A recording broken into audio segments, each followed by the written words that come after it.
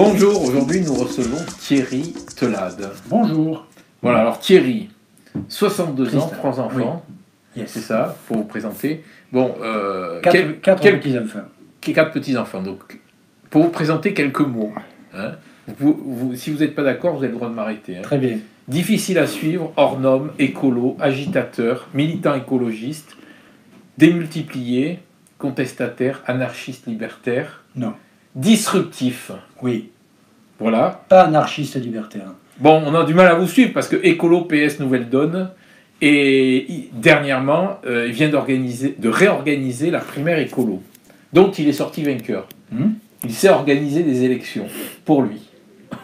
Il sait organiser des élections pour l'écologie à Montpellier, pour l'écologie citoyenne à Montpellier.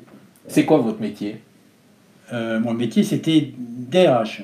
D'accord. Et là, aujourd'hui, c'est quoi votre métier? Là, je suis pré-retraité. D'accord. Donc, pur Montpellierin, 4e génération. Donc, Oui, par ma maman. Et Sévenol par mon papa. D'accord. En 80, son premier combat, ça a été contre l'installation d'une usine d'incinération à Montferrier. C'est ça. Ensuite, créé Sac à dos en 2005. Je vais un peu vite. Hein. Oui. Association présente dans 300 villes. C'est En ça. 2008, poursuivi par la justice pour une affaire d'usurpation et falsification de documents administratifs, de diplômes, d'ingénierie, de ci, de D'où ça. sortez-vous ça? Ben, D'où sortez-vous ça? Moi qui ai un casier judiciaire vierge. Regardez. Regardez. Je vous l'ai amené. Regardez bien. Et là, la caméra? Voilà. ouais. Là, moi qui ai un casier Non, judiciaire. mais vous avez été condamné par la justice, mais maintenant vous avez été blanchi par la justice. Exactement. Ça arrive aujourd'hui, ça nous est arrivé même à nous. Mais voilà. Vous voyez, regardez. Ouais, non, mais Je le fais bien me voir parce que je sais qu'à Montpellier, il y a des gens qui se... J'ai un garçon du Sud qui se régalent de dire ça et ça n'existe pas. Voilà. Parce qu'il y en a qui disent que vous avez 11 condamnations. Où sont-elles? On continue. Voilà, 2009, fait retirer l'antenne relais téléphone sur une cantine scolaire à Clapiers. Oui, lorsque j'étais élu ELV à Clapiers. Voilà, tous les combats passent par Thierry Telade. En 2016, a démissionné de ELV, a fait un passage chez le Nouvelle Donne, maintenant nulle part. Vous avez été assistant parlementaire de Vignal 3 mois et puis vous n'êtes plus entendu. Non, c'est pas ça. C'est quoi? Patrick Vignal, c'est mon pote. C'est un ami d'enfance. Vous étiez au lycée ensemble, il paraît. On a fait maternelle terminale ensemble. D'accord. Et donc, il s'est retrouvé avec une mission parlementaire et il a embauché une attachée parlementaire qui a planté des arrêts maladie. Et donc, il a appelé au secours son pote qui est allé lui rendre service pendant 3 mois. Ah ben voilà, vous avez fait une mission chez Oui, 3 mois. oui. Voilà. Mais j'ai été, oui, Son attaché parlementaire. pendant 3 mois. Mais c'est ce que j'ai dit. Oui. Oui. Mais je précise. Je précise. Vous répétez ce que je dis. Non, vous avez dit, on rembobinera le film, vous vous êtes fâché. J'ai pas dit que vous étiez fâché. À la fin J'ai- de votre affirmation, j'ai- vous avez dit, vous êtes... J'ai dit que vous étiez quitté. Oui, on s'est quitté, mais on s'est quitté toujours bon ami. Patrick, je ne partage pas ses opinions politiques, mais c'est mon pote, Patrick Vignal. Donc vous en avez marre des partis comme ELV qui brassent de l'air, vous m'avez dit, et Oui. qui font pas grand-chose. Non? Voilà. Qu'est-ce Mais qu'a quand même, vous organisez des élections avec des candidats ELV. Ben oui, parce qu'ils sont comme moi écologistes. Je ne conteste pas le statut d'écologiste de Clotilde Ollier et de Jean-Louis Romégas. Je conteste leur capacité à agir. On en reviendra. Donc citoyen du quotidien, Écologiste du quotidien. marre de l'écologie politique, Exact. donc sur les éco-composteurs collectifs de quartier, sur les petits stades de Malbosc. On vous voit partout. On vous voit partout. Dans le combat contre la décharge de Castries, Oui, je contre sais. l'incinération d'eau créale. Voilà. Donc, dans le passé, à rouler avec de l'huile de friture et maintenant il passait à l'électrique. Exact. Je suis d'ailleurs venu un scooter électrique. Donc vous aimez la pétanque, la guitare électrique, le ski et la pêche.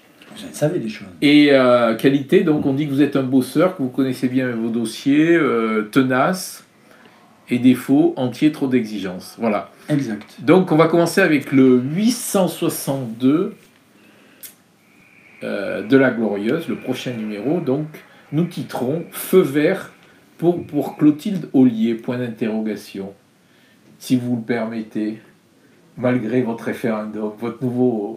Moi, j'interdis pas à Clotilde Ollier d'être candidate, je lui propose même de me rejoindre. Alors, les gaietés de l'escadron écolo. Voilà. Ça va être bon, ça. Ensuite, on revient sur la gare sur de France et les chers trajets, les très chers trajets qu'il faut qu'on prenne lorsqu'on va à la gare sud de France, c'est-à-dire, voilà, on a fait un comparatif, taxi, tram et compagnie, il n'y a pas grand-chose, donc il y a le taxi. Pourquoi le tram n'arrivait-il pas à la gare sud de France? Pas tram, bus, excusez-moi. Ensuite, on revient sur notre invité de la semaine dernière, Jean-Louis Martin, écologue du CNRS, qui nous dit il faut des loups pour réguler. Voilà. Il faut des loups. C'est sûrement pourquoi. Altrad perd un pilier dans sa campagne. Ah, qui? Vous le lirez. Et ensuite, Rififi chez les promoteurs. Voilà. Alors. Ah, il n'y a pas que chez les écolos qu'il y a du Rififi. Ah, il y a du Rififi partout. Vous savez, ces périodes de préélection, ça tacle un peu. Très bien. Il se passe des choses. C'est la vie. Ça prouve que Montpellier est une ville vivante. Thierry Telade, acteur disruptif donc de la politique locale, est-ce que vous lisez régulièrement La Glorieuse? Régulièrement. Bon, la primaire. J'achète toutes les semaines. La primaire Telade, c'était samedi dernier. Oui. Est-ce que c'est uniquement de la com? Ben non, il y a eu 831 votants. Regardez, je vous ai amené, j'essaie de ne pas les tomber, les bulletins de vote. D'accord, ok. Voilà, vous voyez? Non, je vois très bien. Donc, on ne peut pas vérifier le cahier d'émargement. Ah non, je ne l'ai pas. Je n'ai pas, moi, le cahier d'émargement. Moi, je suis candidat. Les candidats, ils n'ont pas les cahiers d'émargement des bureaux de vote. D'accord, parce qu'il y a des choses qui ont paru un peu étonnantes là, sur les photos là, qui ont circulé. Une urne en carton, la photo avec le cercle Razès et Majdoul. Est-ce qu'il y a eu un peu d'entrisme? Non, alors attendez, on va... Parce que les Verts, quand même, ils sont spécialistes de l'entrisme. Mais je suis plus vert, moi. Enfin, les écologistes, on va dire. On va répondre thème par thème. L'urne en carton, pourquoi? Parce que moi, j'ai fait une demande de salle municipale et de matériel municipal pour faire mon bureau de vote. On me l'a refusé. Vous vous rendez compte? Le mec qu'on accuse d'être l'écolo de Sorel, quand il demande à la ville, quand il demande à Sorel une salle pour organiser sa primaire, plus du matériel municipal, un isoloir et une urne, on lui refuse. Et bien donc, on est allé trouver un local et... Donc vous êtes l'écolo de qui finalement? Déjà c'est compliqué d'être l'écolo de soi-même et de gérer ses propres contradictions. Donc pour l'instant, je suis l'écolo de personne. Parce que selon mes informations, à 15h, il y avait 115 votes. Et à 20h, il y en avait 800. Oui. Ils se sont pressés dans l'après-midi? Ah, ben moi, j'étais pas là dans l'après-midi. D'accord. J'étais en rendez-vous avec les amoureux de Candolle pour parler de compostage. Et d'après les observateurs, il n'y a pas eu foule l'après-midi. Ah bon? Donc qu'est-ce qui s'est passé entre 15h et... Moi, je ne sais pas quels sont les observateurs, mais si vous voyez les photos sur la page Facebook Montpellier Écologie, vous voyez qu'il y a eu du monde. D'accord. Les Verts disent que c'est du flanc, cette élection. Et que vous êtes tout seul. Je vais revenir sur Majdoul et le cercle Razès. Moustapha Majdoul est un ami, et c'est pas étonnant qu'il soit venu voter, et je fais partie du cercle Razès. D'accord. Voilà. Je suis administrateur du cercle Razès, donc Moustapha Abdelli est président. Voilà. Après que les Verts disent que c'est du flamme, c'est au moins du flamme vert. D'accord. Non, il faut arrêter les bêtises. Ils disent aussi que vous êtes tout seul. 831 qui sont venus voter, 496 qui ont voté pour moi. On va faire une petite digression. Est-ce que vous êtes lecteur de Tintin? Peu. Alors, bon, je vais vous rappeler, il y a un Tintin, des premiers Tintins, ça s'appelait Tintin au pays des soviets. Il y a une scène caricaturale d'élection où il y a un commissaire politique qui indique qu'il y a plusieurs candidats, dont un du Parti communiste. Il pose la question, qui est contre? Donc, samedi, vous avez fait encore plus fort que Tintin chez les soviets. Vous avez pris des candidats sans leur consentement. Est-ce que votre élection est-elle rythmée avec la satire? Moi, je vais vous dire, on va essayer de redevenir sérieux. Alors, c'est incroyable de prendre des gens sans leur consentement. D'abord, ils ont été invités et ils n'ont pas refusé l'invitation.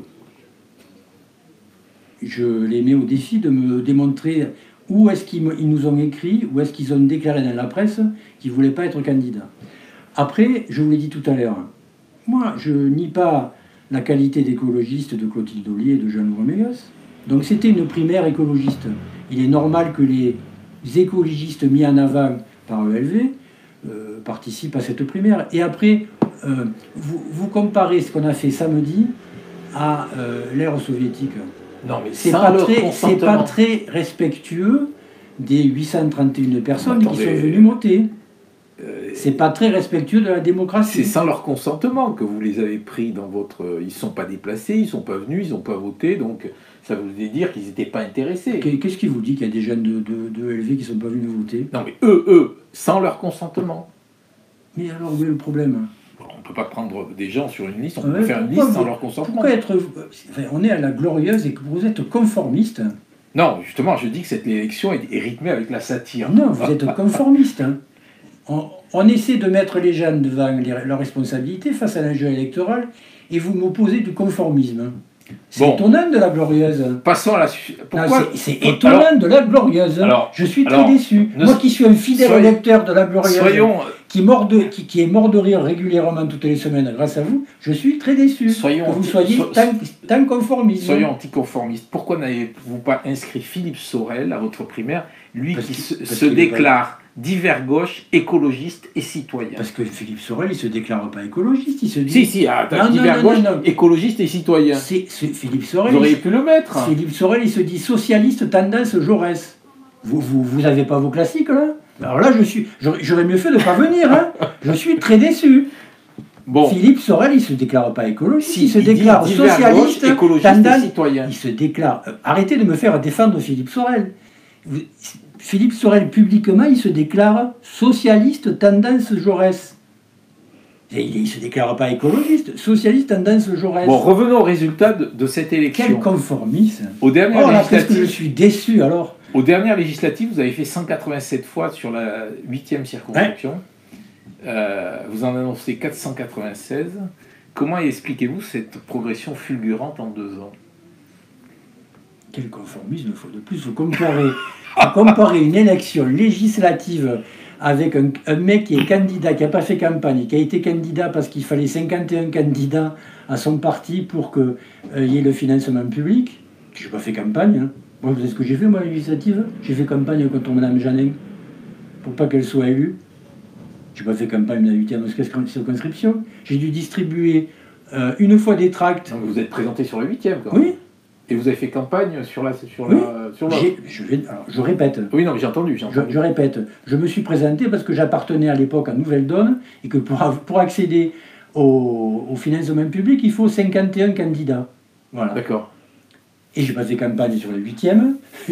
Si je m'en biais de trouver un électeur de la 8e qui m'a vu sur un marché... Ça donne une image exceptionnelle de la politique. Là.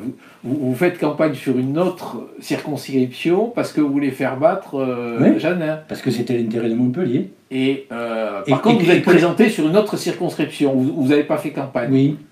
Alors, je répète pour la 3e fois. Non, mais j'ai compris. Ah, voilà. Tout le monde a compris. Là. Mais donc, ne me reposez pas la question. Parce non, que je ne repose pas. Je pourrais faire la même réponse. Bon, alors, Jean-Louis Romégas et ses compagnons, on passe à autre chose. Jeannin, la Srébès. Ouais. La Srébès, un peu teulade. Oui, teulade. Pas que. Vous savez, l'homme qui est tout seul, la ZAD, la Srébès, je ne l'ai pas tenu tout seul quand même. Non, mais. Hein, soyons clairs. Je sais, on va y venir après. Hein, voilà, l'homme qui est tout seul. Jean-Louis Romégas et ses compagnons vocifèrent sur les réseaux sociaux à l'imposture du premier vote. Hein, je ne sais pas si vous avez suivi. Oui. C'est-à-dire que pour Dixit, une centaine de militants socialistes seraient venus délibérément brouiller cette élection. Et alors? Cela vous inspire quoi? Quel déni de démocratie. Pourquoi dire que les militants socialistes n'ont pas le droit de voter dans une consultation qui est présentée comme ouverte? Il fallait donc être, à partir du moment où ces 100 ou 150 personnes se sont inscrites sur leur site internet, je m'y suis inscrit moi, je ne suis pas allé voter mais je me suis inscrit. À partir du moment où les gars se sont inscrits sur le site internet et qu'on les a laissés voter, qu'est-ce que c'est que cette histoire de dire on discrimine là? Alors toi tu es socialiste, tu ne peux pas voter chez les écolos. Et demain ça sera ceux qui ont les cheveux pointus qui ne pourront pas voter? C'est quoi ça? On est où là? C'est un déni de démocratie. Et alors, après, là, on en est... oh, j'ai été battu, c'est pas bien, c'est les autres qui sont pas venus voter pour moi. Mon pote, fais ton boulot. Revenons à notre sujet. Vous avez vu, j'ai fait court. Oui, très bien. Vous avez rencontré Emmanuel Macron. Qu'est-ce que vous lui avez demandé lors de vos entrevues au Quorum? C'est ce fantasme que j'ai rencontré Emmanuel Macron. Au Quorum, vous l'avez vu il y a quelques temps. Qu'est-ce que c'est ce fantasme que j'ai rencontré Emmanuel Macron? C'est pas un fantasme, ça a été dit, ça a été répété, ça a été filmé. C'est filmé? Ouais. Ah purée, je veux bien voir le film. Donc, il s'est rien dit. Vous avez le film? La Glorieuse a le film? Alors je le veux bien, parce que quand même, Thierry Telade, l'homme qui est tout seul à Montpellier, qui ne représente rien, reçu par le président de la République, hein, je veux bien le film. Il vous a reçu en aparté. Et vous avez le film? Tout le monde le sait, tout le monde en parle. Vous avez le film? Moi, je n'ai pas le film. Bon, passons à une autre question, alors. Alors, votre champ d'action politique semble assez dispersé. Mais sur le front des luttes, vous avez une certaine constance. Ah, enfin. Hôpitaux, quelque chose de politique. Faculté, Malbosc, Non-Béton, Las Rébes. Est-ce que vous en faites pas un peu trop? Alors, on va demander aux jeunes qui à Malbosc utilisent régulièrement le City-Stade que j'ai créé avec le conseil de quartier. On va demander aux gamins de Hegelong qui, toujours avec le conseil de quartier, ont vu leur espace de jeu agrandir. On va demander aux gamins de l'école François Mitterrand qui sortent d'une école beaucoup plus sécurisée que c'était précédemment. On va demander aux gens qui utilisent le réseau composteur mis dans le quartier hôpital. Ils doivent être tous très contents. Peut-être que, qu'est-ce qui fait peut-être que ces gens-là sont venus voter samedi, vous vous rendez compte? Qu'est-ce qui fait marcher donc Thierry Telade, ce génial touche-à-tout? Peut-être qu'il a envie de faire des choses qui sont utiles. Vous voyez, regardez, le sac à dos. C'est utile, le sac à dos. Peut-être qu'il se dit que... Samedi, il y a un SDF qui est mort rue Victor Hugo. Vous voulez qu'on parle des SDF? Vous voulez que je vous parle de la proposition de sac à dos qui est restée lettre morte? Chez Sac à dos, on a une proposition à faire à Macron. Si je l'avais rencontré, c'est ce que je lui aurais dit. Voilà. On ne doit plus expulser sans reloger. Le préfet qui signe l'arrêté d'expulsion, il doit réquisitionner un logement sur le contingent préfectoral pour accueillir la famille qui est expulsée. Si on veut réduire le nombre de sans-abri et de SDF et éviter que l'un d'entre eux meure comme il s'est passé mercredi, il faut tarir l'apport de gens qui vont vivre dans la rue. Et le fait de le tarir, c'est vous êtes expulsé, vous ne payez pas votre loyer. Vous ne payez pas votre loyer, c'est normal que le tribunal annule votre bail. C'est normal que votre propriétaire vous fasse expulser. Mais le jour où le préfet réquisitionne la force publique pour vous faire expulser, il doit dans un même temps réquisitionner dans un contingent départemental de logements sociaux un logement pour accueillir la famille qui est expulsée. D'accord. Voilà. Et Las Rébes, vous en êtes où alors? Las Rébes, c'est un combat qu'on a perdu et on est en train là de tordre le bras à la municipalité pour que l'engagement de Stéphanie Janin qui était de nous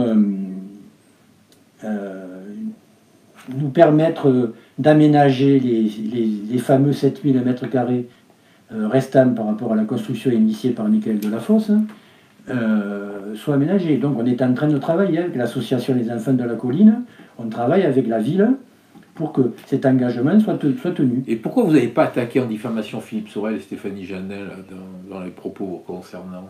Vous avez autre chose à faire. Parce que si j'aurais dû attaquer, je devrais attaquer 500 personnes par rapport à ça.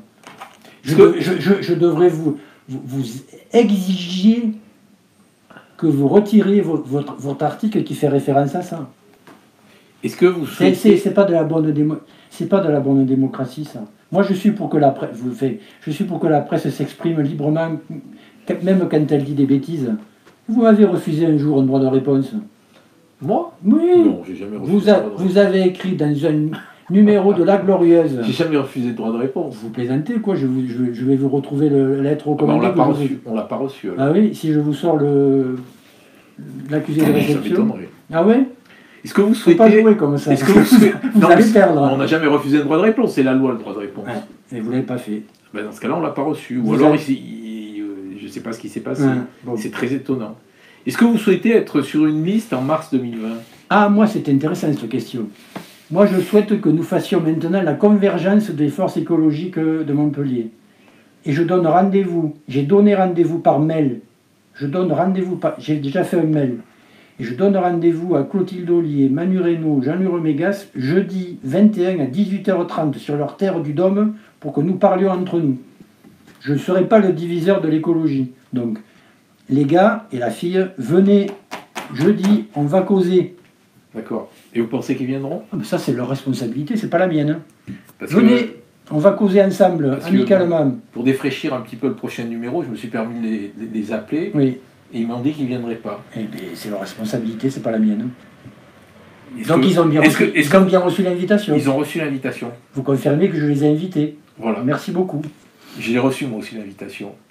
Pourquoi ils vont Non, c'est pas par eux, mais c'est vous qui m'en avez parlé de cette invitation. Oui, je vous en ai parlé. C'est bien, merci d'avoir confirmé. Qui voyez-vous pour concurrencer Clotilde Ollier alors? Je pose pas les... Dans son cavalier seul. Moi, je pose pas Aujourd'hui, je pose pas les choses comme ça. On va revenir 2 minutes un peu plus sérieux. On a pris un ton léger, badin, c'était intéressant, mais on revient plus... Là, soyons sérieux, oui. L'urgence écologique est là.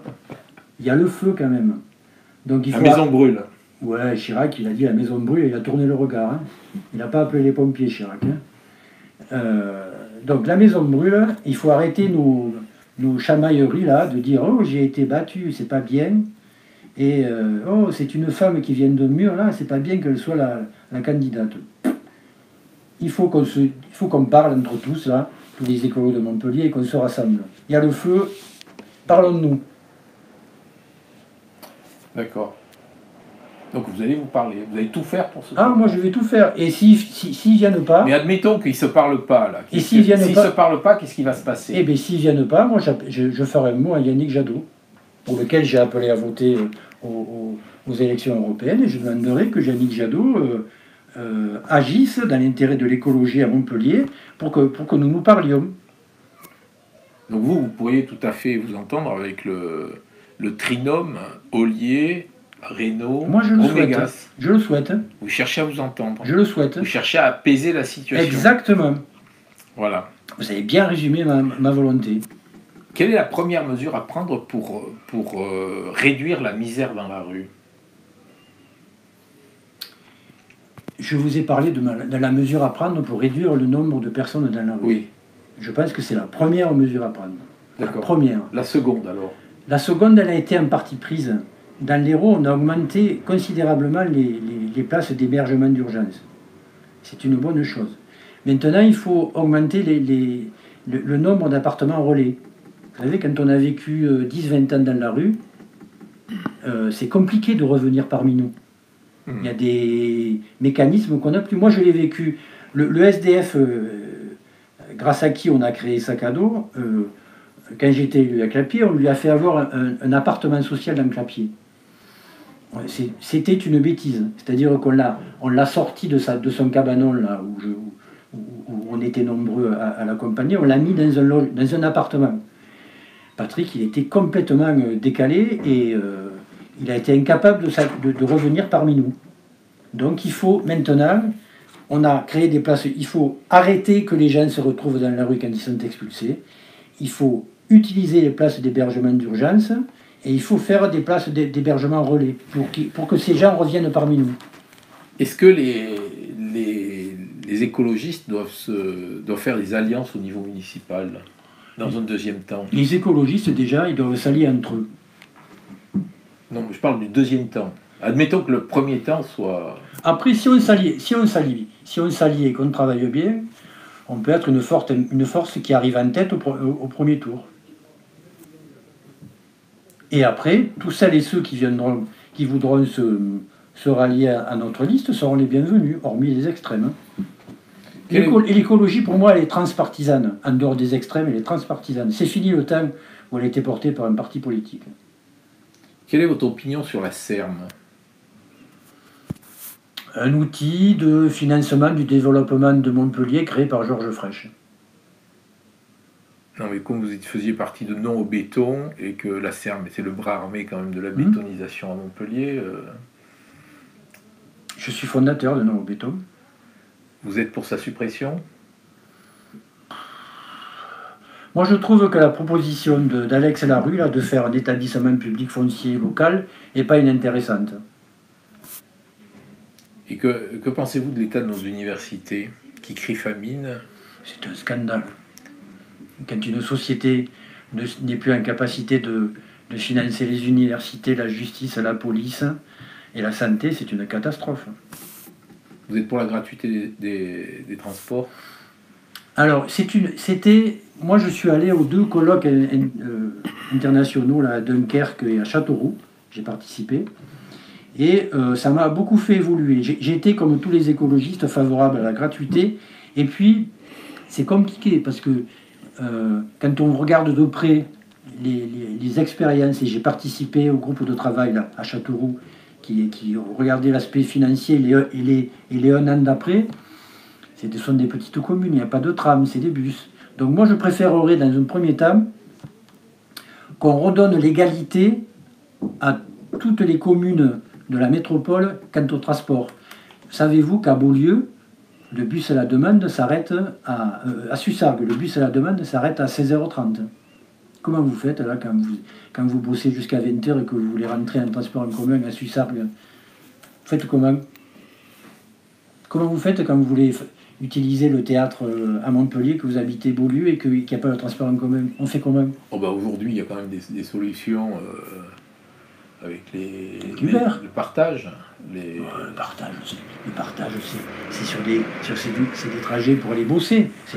Aujourd'hui, sur les réseaux sociaux, on peut trouver des... C'est une solution pour tout le monde, ça. Peut-être en attendant, mais bon, et donc ça veut dire que vous admettez qu'il y ait des déséquilibres comme ça? Ah non, j'admets rien, moi, attendez. Mais si, vous me rétorquez la solution. Non, mais je vous amène une solution. Mais moi, je préférerais que la puissance publique, elle mette le citoyen égal face au transport. Très bien. Voilà. On va terminer par la question chapeau, monsieur Telade, si vous voulez bien.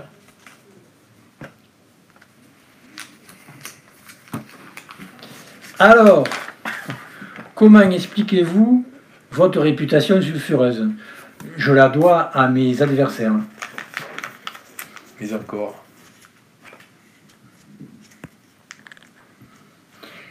J'avais un grand-père paternel qui me disait, quand on veut tuer son chien, on dit qu'il aboie. On dit qu'il a la rage. Non, on dit qu'il aboie. Non. Ça, moi, mon papette, il disait qu'il aboie. Qu'il aboie. D'accord. Et donc, je dois un peu trop aboyer. Ok. Ça peut marcher aussi avec qui a la rage. Ouais, mais j'ai pas la rage, moi. Non, c'était une plaisanterie. Oui, j'ai bien compris, j'ai pas la rage, moi. Vous savez, moi, tout va bien, je suis bien dans mes baskets. Hein. Tout va bien. Très bien. Mais j'ai jamais vécu de la politique.